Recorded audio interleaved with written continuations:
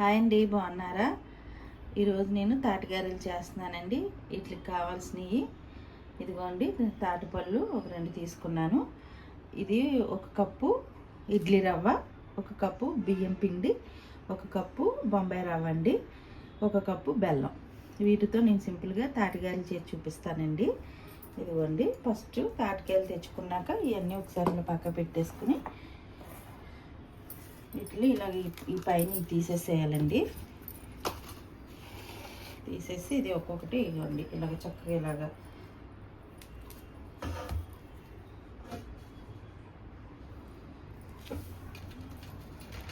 ఇవ్వండి. ఇలా చక్కగా కొట్టేసి వీటిని చక్కగా మెత్తగా అవుతుందండి. ఇలా కొడితే ఇలాగ పీసి తీసేసుకోవాలి ఫస్ట్.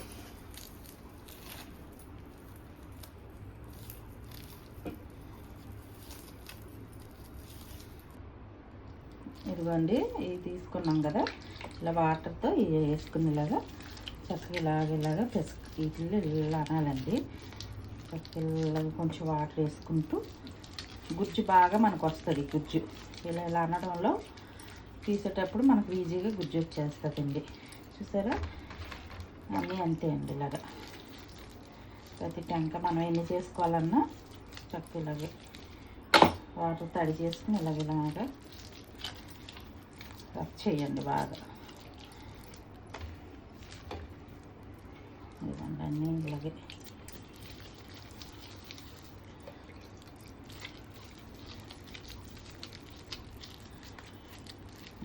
ఇలా రబ్ చేసేసుకున్నాం కదా. ఇక్కడ గుజ్జు ఎలా తీయాలో చూపిస్తానండి. ఇలా కింద ఒక ప్లేట్ పెట్టుకునండి. తర్వాత ఇలాంటిది ఏదైనా హోల్స్ ఉన్నది ఇలాగ పెట్టుకోండి. కింద ప్లేట్ పెట్టి అది పెట్టుకోండి. అంటే మనకి ఇంక పీచు అన్నది రాదు. ఇలాంటి దానికి మనం రబ్ చేస్తే దీన్ని పీచు రాకుండా ఉత్తి గుజ్జే మనకు చక్కగా వచ్చేస్తుందండి. ఇవ్వండి, ఇంతే చక్కగా అది టెంక తెల్లగా అయ్యేదాకా కూడా మనం చక్కగా ఇలాగే దానికి ఇలాగా రుద్దేస్తే సరిపోద్దండి. పీచు వచ్చేస్తుంది మొత్తం. పైన పీచు ఉంటుంది, లోపలికి అసలు పీచు కూడా వెళ్ళదండి. ఇలాంటివి ఈజీగా అయిపోద్ది. చూడండి, ట్యాంక్ చుట్టూ ఇలాగే ఈ సైడ్ తీయకండి, చక్కగా ఇలా గుజ్జున్న సైడ్ తీసుకోండి. చుట్టూ తిప్పుకుంటూ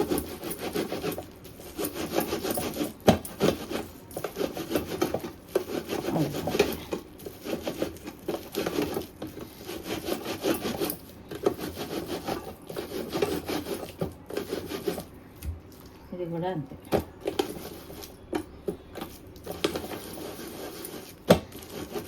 అన్నీ ఇలాగే తీసేసుకోండి.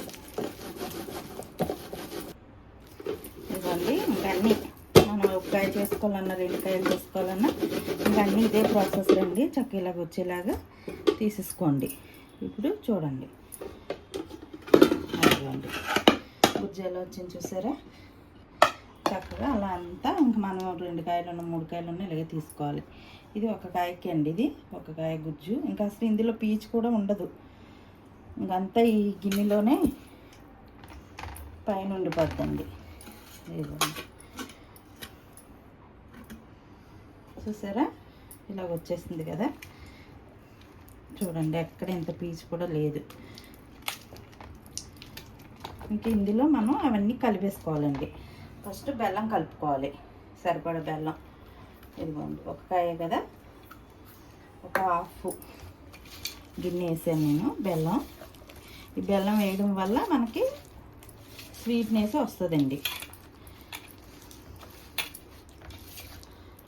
బెల్లం కొంచెం ఇలాగా కరిగేలాగా చక్కగా మెత్తగా కరిగిపోతుందండి. ఇది ఇలాగా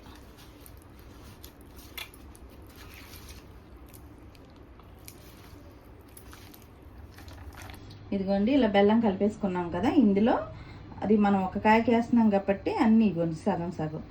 1 సగం ఇడ్లీ రవ్వ, 1 సగం ఉప్మా రవ్వ, ఇది బియ్యం పిండి అండి, ఇది 1 సగం.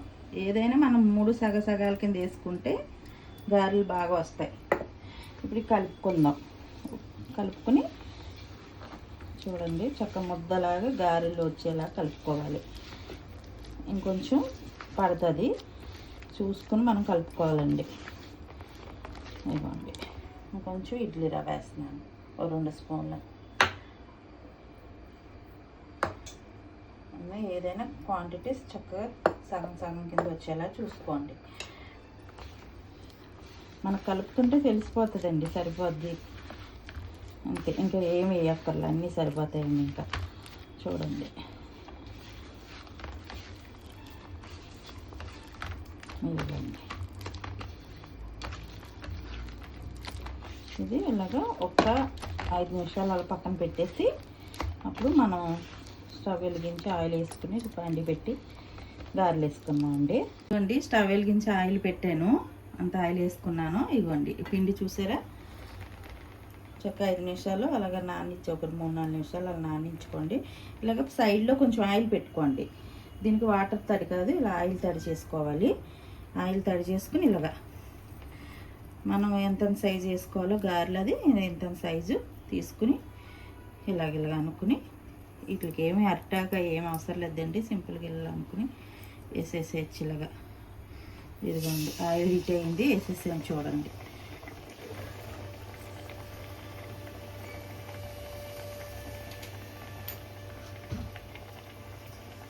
ఇలా వేసాను కదా, చూపిస్తాను చూడండి ఎలా వస్తాయో.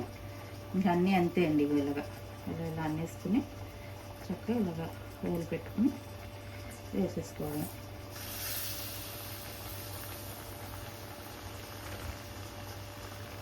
ఇలా ఈ సైజు ఇలా తీసుకునండి, చిన్నగా చక్కగా వచ్చేస్తాయండి.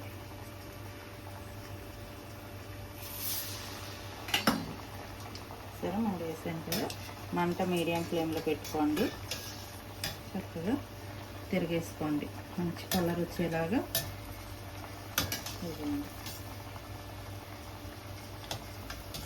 చూడండి అంతే, ఇదే కలర్ వచ్చేలాగా అన్నీ వేయించుకోవాలండి. చూసారా మంచి కలర్ వచ్చింది.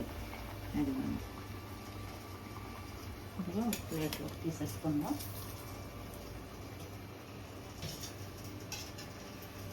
ఇవ్వండి ఇది కూడా చూడండి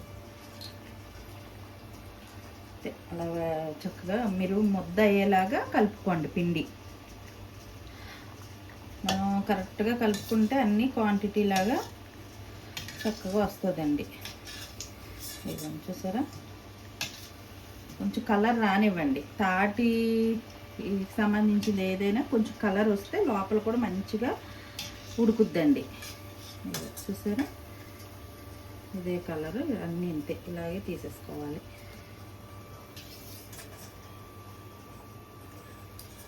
ఇదిగోండి అలాగే అన్నీ ఇంకా అలాగే వేసుకుందాం. మళ్ళీ ఇలా కొంచెం ఆయిల్ రాసుకొని చేతికి, ఇదిగోండి మళ్ళీ కొంచెం ముద్ద తీసుకొని ఇంతే ఇలా చక్క ముద్ద అయ్యేలాగా చేసుకోండి. ఇదిగోండి సేమ్ ఇలా అనుకుని ఇలాగా ఆయిల్లోకి అలా వదిలేసేయండి.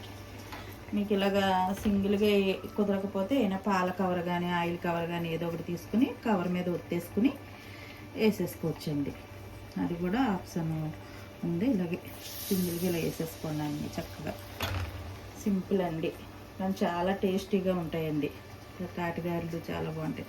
ఈ సీజన్లోనే మనకు దొరుకుతాయి కదా, దొరికినప్పుడు మనం ఇలాగ యూజ్ చేసుకుంటే వండుకుని చక్కగా అందరు తినొచ్చండి. టేస్ట్కి టేస్ట్. తాటికి సంబంధించింది ఏదైనా మంచిదంటండి, హెల్త్ పరంగా కూడా. ఈ తాటికాయలు దొరికినప్పుడు ఈ తాటిగారెలు కానీ రొట్టె కానీ ఏదైనా మనం వేసుకుని తింటే మంచిదంటండి. చిన్నప్పటి నుంచి ఇలా సీజన్లో మేము వేసుకుంటూనే ఉంటాము. మీకు కూడా వీడియో చూపిద్దామని చిన్న వీడియో తీసామండి.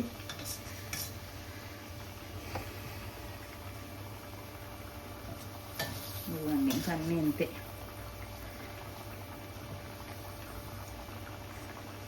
చక్కగా తాటికాయలు దొరికినప్పుడు చక్కగా తాటి ఇడ్లీ, తాటి గారెలు, తాటి రొట్టె, దీంతో చాలా రకాలుగా చేసుకోవచ్చండి మనం.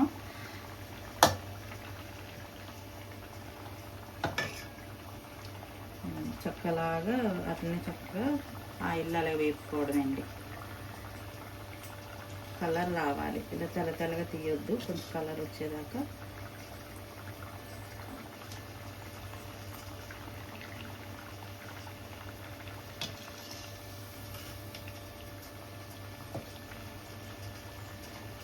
ఇంకొంచెం కలర్ రావాలండి. కొంచెం వెయిట్ చేసి చక్కగా నిదానంగా వేయించుకుంటే అండి బాగుంటుంది. టేస్ట్ అయితే చాలా బాగుంటుందండి.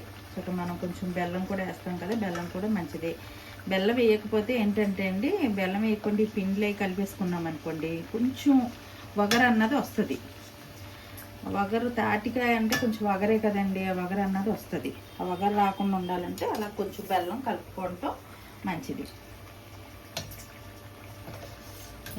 అన్ని కలర్ వచ్చేసిన చూసారా, అలా తీసేసుకోవడం.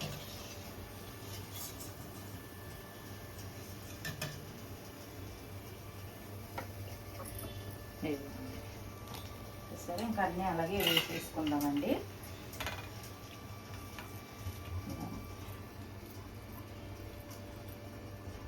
ఆయిల్ పెట్టుకుని మళ్ళీ సేమ్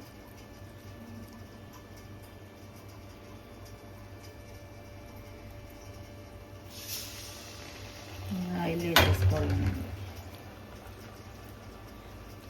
ఒక కాయ నేను చేస్తున్నాను, ఆ ఒక కాయకి చూసారా చక్కగా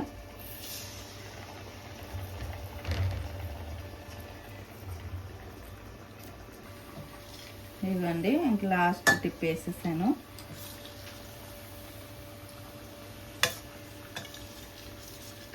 ఇలా అయితే వేగినాయి అవి ఒకటి తీసేసుకుంటే అండి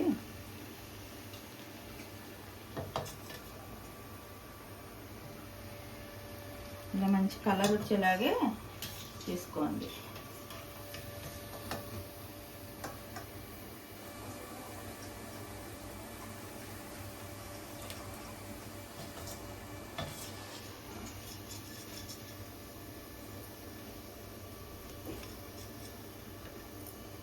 స్టవ్ ఆపేసానండి. ఇదిగోండి, ఇంతేనండి తాటిగారెలు. సింపుల్గా ఇలా ట్రై చేయండి. నచ్చితే మీరు కూడా ట్రై చేయండి. సబ్స్క్రైబ్ చేసుకోండి.